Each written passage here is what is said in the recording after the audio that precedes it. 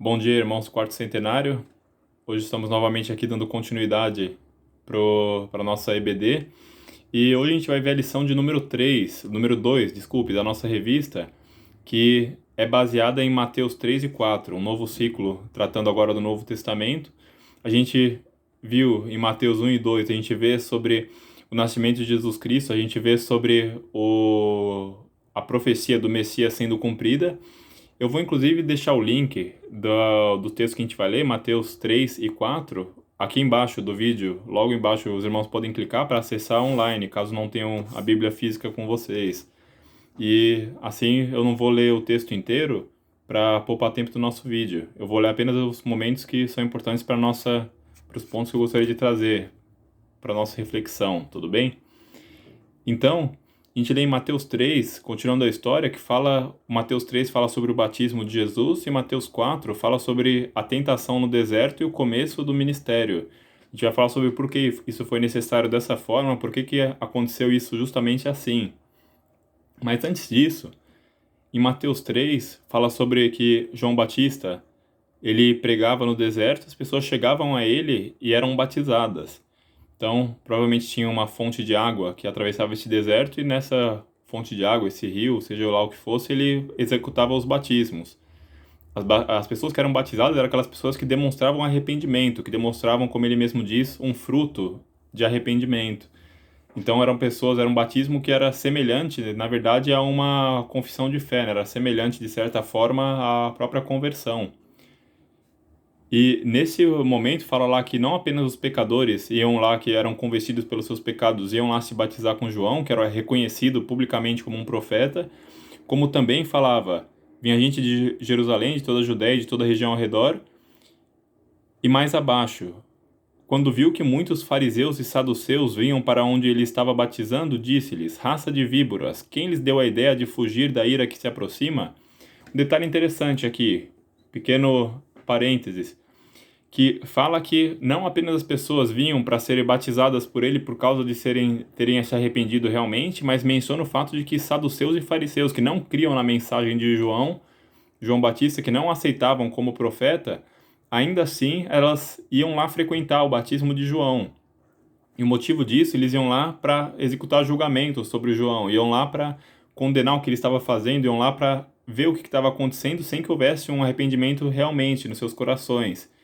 E o que é interessante disso é que muitas vezes a gente vê esses dois grupos juntos, saduceus e fariseus, e a gente pensa que é uma coisa só, são pequenas divergências entre si, mas na verdade não, são dois grupos religiosos dentro do judaísmo daquele tempo que são opostos entre si. Os fariseus, eles tinham uma posição legalista, e tentavam cumprir ao pé da letra tudo que estava no Antigo Testamento e davam um valor mais importante para a letra da lei, para executar o que estava escrito, do que para o espírito da lei, qual era o motivo real, a intenção moral por trás daquilo que Deus tinha deixado para nós. Já os saduceus, eles eram os equivalentes aos liberais. Hoje em dia, a gente tem os cristãos liberais que, por exemplo, não acreditam necessariamente que Jesus Cristo tenha sido uma pessoa histórica, uma personalidade histórica, que não acreditam necessariamente que ele tenha ressuscitado, porque milagres, a ciência não acredita em milagres, não existe isso, então existiu um Jesus, ele era uma pessoa que talvez tenha ensinado muita coisa boa, talvez não tenha existido, mas a lição que nos dá, a história de Jesus, que é uma história inventada, mas traz muita coisa boa para nós, muita coisa, lição de moral interessante. Esse é um argumento dos liberais teológicos.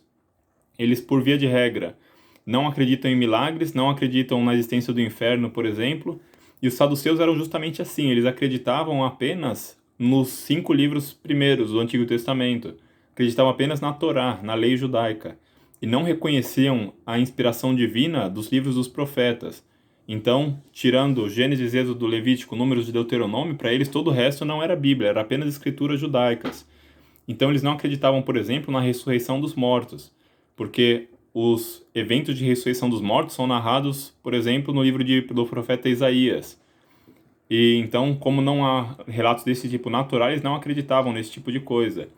Ainda assim, esses dois grupos que são totalmente opostos, um extremamente ao pé da letra e outro que não reconhecia a existência de escritura além da lei, esses dois grupos estavam juntos aqui. E reparem o que unem eles. É a mesma coisa que a gente observa hoje em dia. A gente vê que une esses dois grupos a crítica, o ódio em relação ao evangelho puro que estava sendo pregado pelo João Batista, a palavra real de Deus. E é uma coisa interessante que a gente vê muito disso hoje em dia também. A gente vê que existem grupos totalmente opostos entre si, mas que se unem no ódio contra os cristãos. E não é apenas um argumento de vitimismo, não, pelo contrário, reparem que isso ocorre realmente. A gente tem, por exemplo, nos países de religião islâmica, os cristãos são mortos diariamente por pregar o evangelho ou simplesmente por exercer a sua fé. Temos países, por exemplo, países comunistas, Coreia do Norte, China, países que os cristãos também são perseguidos e podem perder sua vida por exercer a sua fé. Entretanto, a religião dos muçulmanos não prevê, por exemplo, que não exista propriedade privada, como os comunistas exigem, mas eles estão unidos nesse propósito. A gente tem, além disso, vários grupos. Tem, por exemplo, as feministas. As feministas são a favor da destruição da família e são a favor de trazer destruição sobre os homens, como uma forma de compensar o sofrimento histórico das mulheres, etc. E as feministas, não criticam, por exemplo, os muçulmanos, porque eles estão juntos em um propósito, que é extirpar o cristianismo, extirpar a família cristã como centro da sociedade, a sociedade cristã como um todo. Temos ainda nesses grupos comunidade LGBT, que são os homossexuais. Muitos deles, por exemplo, são homens homossexuais, mas eles não são criticados pelas feministas e não são caracterizados como o motivo do sofrimento delas, embora sejam homens. Porque, embora eles são opostos em seus objetivos, mas estão unidos contra o fato de destruir a família. Vamos destruir a família, que é o núcleo cristão preconizado pela Bíblia.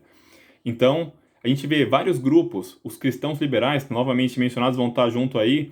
Os cristãos liberais afirmam que eles acreditam na Bíblia, entretanto, eles não mencionam em suas pregações nem a comunidade LGBT porque não quer ofender, eles defendem o feminismo, eles não criticam os muçulmanos e muitos deles participam de grupos de comunistas, considerando que os comunistas em seus países matam cristãos, os muçulmanos em seus países também perseguem os cristãos, as feministas desejam o final da família preconizada pela Bíblia como instituição, e os LGBT também, eles estão juntos, grupos entre si, os homossexuais que também são mortos pelos muçulmanos, juntamente com os cristãos, eles apoiam os muçulmanos porque eles estão juntos no objetivo final.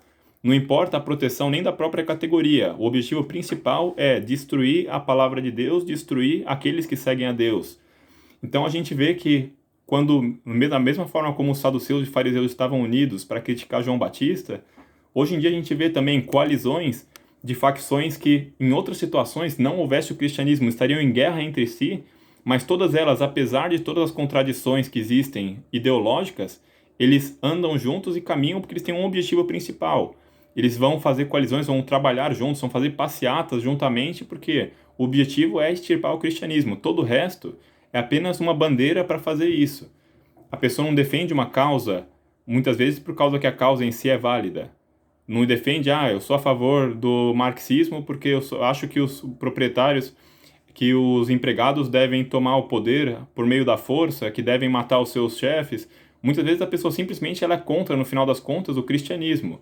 E a bandeira que ela vai utilizar pode ser a mais diversa, pode ser LGBT, pode ser feminista, pode ser marxista, pode ser do cristianismo liberal entre mentes. Não, eu não estou criticando o cristianismo porque eu mesmo sou cristão. Mas a pessoa não acredita em Deus, a pessoa não lê a Bíblia, não acredita que a Bíblia é inspirada por Deus, não acredita no inferno, não acredita na condenação. E só as palavras de João Batista novamente para essas pessoas. Quem lhes deu a ideia de fugir da ira que se aproxima? A ira de Deus está vindo logo aí. Deus não vai ser derrotado. E havia um momento que foi um momento de maior fragilidade, digamos assim, para que isso acontecesse. Mas Jesus passou a prova. A gente vai falar isso no capítulo seguinte. Mas só um pequeno detalhe dessa passagem, que todas as correntes do mal, todas as correntes de depravação do mundo, mesmo que elas são conflitantes entre si, elas se unem para lutar contra o povo de Deus. E ainda assim elas não obtêm vitória, porque Deus nos vai dar vitória no final das contas. A gente vai perder esse mundo, mas a gente não é desse mundo, a gente está aqui só por um tempo. A gente é o sal da terra. Nossa presença aqui evita que, assim como a carne não apodrece enquanto ela tem o sal, dura mais tempo, guardada na prateleira, a carne salgada, ainda assim a gente está aqui para que o mundo dure mais tempo. Essa é a nossa função aqui, mas no final das contas, a gente vai ser retirado desse mundo, a gente tem um outro mundo esperando pela gente. Mas enquanto estamos aqui, a gente passa por muitos sofrimentos, porque é para isso que estamos aqui, de certa forma. É isso que é o objetivo do sofrimento para nós que Deus colocou, em parte. Então, ele é batizado, Jesus é batizado por João Batista, embora ele não tivesse do que se arrepender porque não tinha pecados, de forma que se cumprisse a lei. Jesus ele está ainda no caminho de cumprir a lei totalmente, para que no momento que ele morre, a lei não mais se aplica, não porque ela foi destruída por Jesus Cristo, mas porque Jesus cumpriu ela completamente, de forma que não há mais o que ser exigido daqueles que creem em Deus. Aqueles que creem em Jesus Cristo, eles estão sob o guarda-chuva, digamos assim, de Jesus Cristo. Então, Jesus ter cumprido toda a lei significa que nós cumprimos em Jesus tudo aquilo que a lei exigia, e não há mais condenação. E o cumprimento da lei envolve, entre outras coisas, esse cumprimento da lei cerimonial judaica, que falava também do batismo. Então, por isso que era importante, embora Jesus não tivesse pecados, que ele participasse desse batismo de arrependimento. Ele mesmo, o próprio João Batista, reconhece isso e fala: sou eu que preciso ser batizado por ti, Jesus, e tu vens a mim? E Jesus diz: deixa assim por enquanto, convém que assim façamos para cumprir toda a justiça. E João concordou. Logo em seguida, a gente vê uma movimentação sobrenatural, né, do Espírito Santo, que é visto por eles. O céu se abre e o Espírito Santo desce como uma pomba. Nesse momento a gente vê as três partes da Trindade, né? A voz dos céus que diz: este é o meu Filho amado em quem me agrado, Deus Pai, Deus Filho sendo batizado e Deus Espírito Santo na forma de uma pomba descendo sobre ele, pousando sobre ele com os céus abertos. É um dos momentos onde as três partes da Trindade são reveladas juntamente, né? Um momento muito interessante. Então, em Mateus 4, capítulo seguinte, é quando Jesus é levado ao Espírito pelo deserto para ser tentado, e o tema que eu gostaria de tratar aqui, nessa segunda metade da nossa aula, é o tema das tentações. Reparem que, em primeiro lugar, não foi algo que não foi preparado. O Jesus ele foi levado pelo Espírito Santo ao deserto para ser tentado pelo diabo. Ou seja, a tentação, Deus controla do começo ao fim. O diabo é o tentador? Mas a gente é permitida a tentação a nós pelo próprio Espírito Santo, de forma que Deus não dá mais do que a gente pode sustentar, mais do que a gente pode suportar. E a força que Deus dá para isso, ele dá o necessário para que a gente consiga aprender disso, ele dá a força para que consigamos vencer as tentações. Então chega o tentador para ele e 3 vezes tenta Jesus. A gente vê no texto, nos primeiros capítulos, fala justamente naqueles pontos que Jesus estava mais fragilizado naquele momento, que fala que depois de um jejum de 40 dias e 40 noites, ele teve fome. Então Jesus não tinha se alimentado nesse meio tempo, e uma das tentações ele fala: se é o Filho de Deus, mande que essas pedras se transformem em pães. Ele sabia que Jesus estava numa necessidade muito grande de comida após 40 dias, sem se alimentar. E Jesus, em todo momento, reparem que 3 vezes ele é tentado e 3 vezes ele não responde com palavras próprias, embora ele fosse Deus e tivesse autoridade para isso. Mas ele demonstra como a gente deve agir nas tentações. Então, é um momento muito pedagógico para a gente, como Jesus reagiu. 3 vezes ele responde ao diabo usando apenas a Escritura. Ele não fala ao diabo com argumentos próprios, ele fala daquilo que a própria Escritura fala.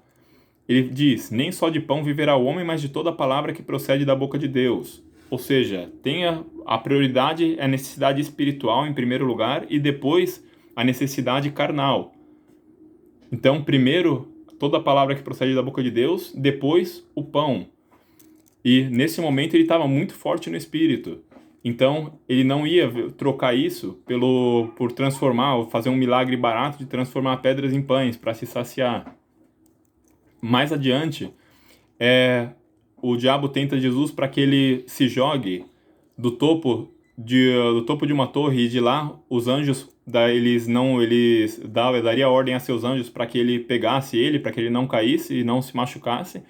Ele responde para que não tenteis o Senhor seu Deus, não põe à prova o Senhor seu Deus. ele diz, ele responde novamente das Escrituras, sendo que ele poderia simplesmente ter feito isso. E, em último lugar, Satanás pede um símbolo de submissão, sabendo novamente, está apelando aqui um detalhe. Jesus era 100% homem e 100% Deus. E aqui Satanás está usando todas as fichas que ele tem na tentação da parte humana de Jesus Cristo. A parte humana de Jesus Cristo que tinha fome, que podia sofrer dor, a parte humana de Jesus Cristo que podia padecer necessidade. E nesse momento, a parte humana de Jesus Cristo, entre outras coisas, podia inclusive ter um desejo, sabendo todos os planos de Deus que tinha, que ele era Deus, ele tinha autoridade por toda a humanidade, tinha se feito um ser humano, um pecador. Ele tinha se feito na forma de um pecador, né, que Jesus mesmo não tinha pecados, mas haveria um desejo no coração dele, talvez, por glória, por ter todos os poderes, por chegar para reinar e não apenas para ser morto na cruz. Ele sabia o futuro que esperava por ele na cruz. Então a tentação é de que ele mude a missão dele. Por que você não se torna um rei sobre todo esse povo, todos os reinos da terra? Eu vou te ajudar a fazer isso se você concordar. Basta apenas uma vez você se curvar para mim. E Jesus novamente responde, adore o Senhor, o seu Deus, e só a Ele preste culto. Ele responde a Satanás 3 vezes dessa forma e resiste à tentação. Então os anjos vieram e o serviram. Reparem que os anjos não vieram, auxiliaram no momento que ele estava sendo tentado. Da mesma forma como o professor não ajuda no momento que a gente está fazendo a prova, mas é importante que a gente mostre o quanto a gente aprendeu daquilo. Jesus Cristo, de certa forma, a gente sabia que ele passaria por essa tentação e que ele venceria a tentação, mas ele deixa um exemplo para nós, quando somos tentados, como a gente deve agir. Ele responde de acordo com as Escrituras, em primeiro lugar, e em segundo lugar, ele não obtém esse auxílio espiritual enquanto não vence a tentação, porque era necessário que ele passasse por isso da forma como ele, sem que ele tivesse essa ajuda. Mas logo em seguida Jesus recebe, através de Deus Pai, por meio dos anjos, esse consolo. E então ele começa o ministério dele. Começa então o chamamento dos apóstolos, dos discípulos, que alguns deles depois ele vai escolher como apóstolos. Mas o que é interessante aqui é esse momento, que Jesus ele estava no momento de preparação para o seu ministério. E até uma própria revista levanta uma questão muito interessante, dizendo que será que Jesus precisava dessa preparação? Será que Jesus não estava pronto antes dessa tentação? Mas o que demonstra aqui, novamente, é algo pedagógico para nós em primeiro lugar. Jesus, logicamente, estava totalmente pronto. Jesus, ele sendo totalmente puro, ele não poderia ter caído em pecado na tentação.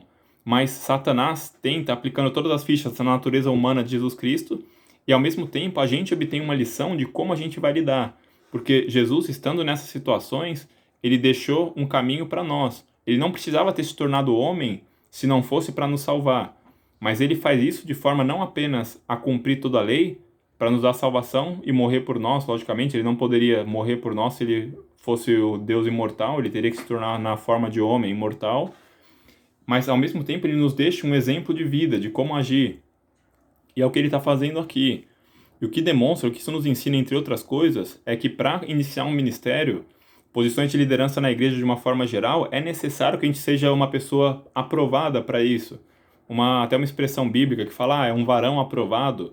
Quer dizer que não é apenas uma pessoa que tem um talento especial para aquilo, não é apenas uma pessoa que se destaca das outras, mas é uma pessoa que, apesar de ter, além de ter, digamos assim, todos esses talentos para um ministério especial, Ministério da Palavra, por exemplo, ou para Ministério de Missões, ou até mesmo Ministério de Orações, por exemplo, são pessoas que elas foram provadas, elas passaram por um teste e foram aprovadas no final das contas.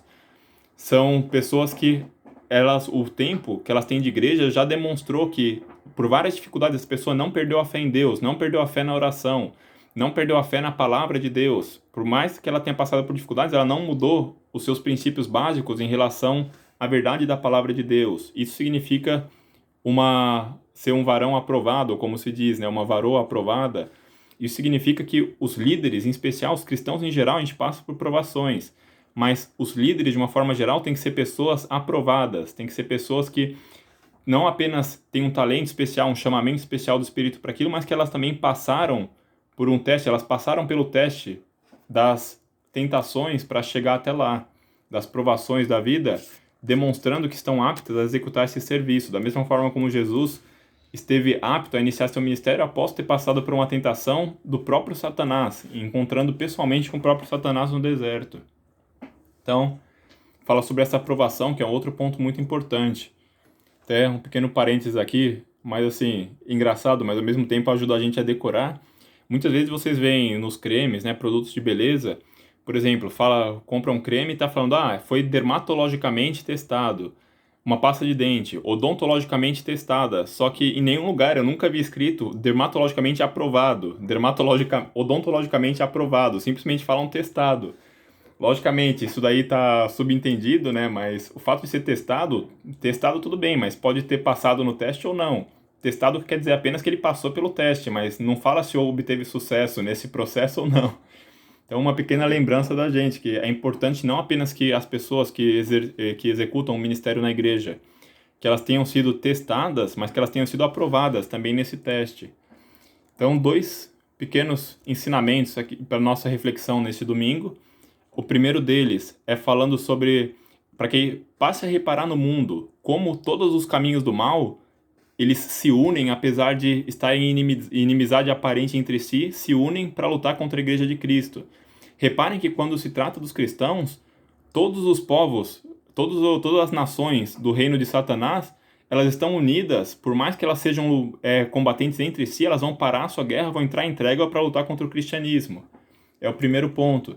E o segundo ponto, também lembrando até falando sobre as tentações e as provações que o exército do mal faz recair sobre a igreja, a gente lembra também então da forma como Jesus foi tentado pelo próprio Satanás.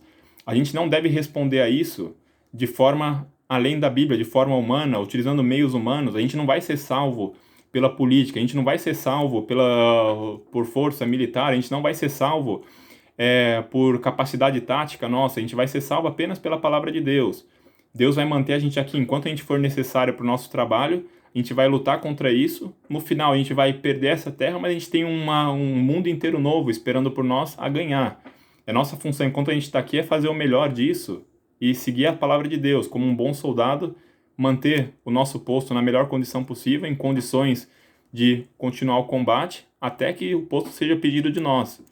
Nesse momento a gente vai ser retornado para a nossa pátria, onde a paz reina eternamente. Então que esse seja a nossa lição, que a gente consiga sempre ter Jesus como exemplo de liderança que foi testado e aprovado e por isso tem autoridade para liderar, por isso tem autoridade para executar seu ministério, e ao mesmo tempo esse exemplo de tentação. Jesus, que não tinha pecado, foi tentado pelo Satanás por 3 vezes e ainda assim resistiu, respondendo com a palavra de Deus. Que a gente, embora tenha pecado no coração, embora tenha uma tentação interna que nos leve ao pecado, muitas vezes olhar com bons olhos aquilo que o mundo tem a oferecer, que a gente consiga da mesma forma, apesar de tudo isso, responder de forma adequada à tentação e, seguindo o exemplo de Jesus, conseguir vencer, para que tenhamos então esse consolo espiritual, que somente aqueles que passam, são aprovados na tentação, conseguem receber esse auxílio do crescimento espiritual, esse auxílio de saber o consolo que Deus dá, mesmo quando a gente perde tudo, mas por amor de Deus, o consolo que Ele dá e mantém de forma que a gente não padeça por nenhuma necessidade. Então, que essa seja a nossa lição para esse domingo, que Deus nos abençoe e nos ajude. Que Deus abençoe todos os irmãos, fiquem com Deus.